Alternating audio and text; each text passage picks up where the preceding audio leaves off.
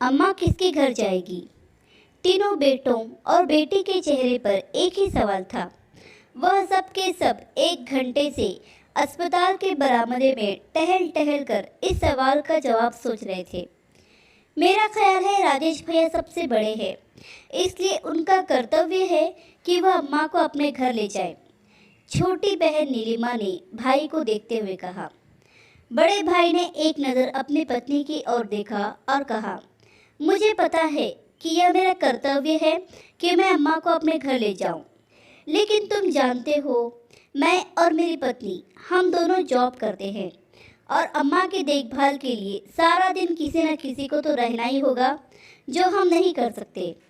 लेकिन बहना, तुम तो सारा दिन अपने घर में ही रहती हो। मेरे ख्याल से तुम अम्मा का हमसे ज़्यादा ख्याल रख पाओगी। पैसों की चिंता ना करो, जितने पैसे लगेंगे मैं देने के लिए तैयार हूँ। भाई राजेश ने पैसों पर जोर देते हुए नीलिमा से कहा।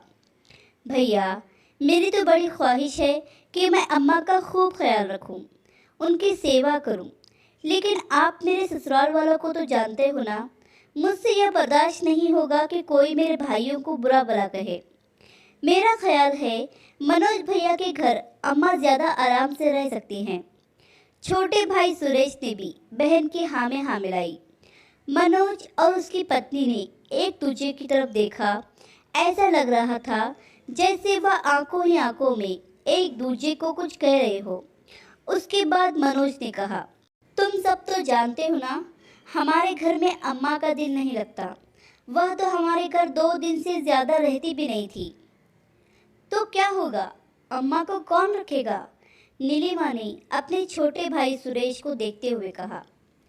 अरे, तुम सब मुझे तो देखो ही नहीं।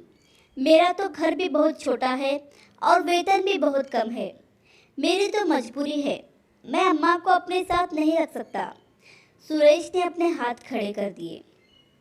तो फिर अम्मा किसके घर जाएगी? सभी लोग इसी सोच में गुम थे। क्या आप सब वार्ड नंबर 2 के पेशेंट के रिश्तेदार हैं? नर्स ने बाहर आते हुए पूछा। सब घबरा कर उठे। जी जी, हम ही हैं, आपको डॉक्टर वार्ड में बुला रहे हैं। वे सब दौड़ते हुए वार्ड में गए। आई एम सॉरी, आपकी माताजी को नहीं बचा सके, डॉक्टर ने राजेश के कंधे पर हाथ रखते हुए कहा।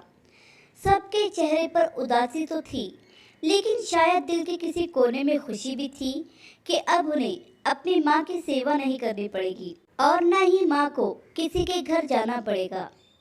यही हमारे समाज की कड़वी सच्चाई है कि अकेले माता पिता 10 बच्चों को पाल सकते हैं, लेकिन 10 बच्चे मिलकर माता पिता को संभाल नहीं सकते।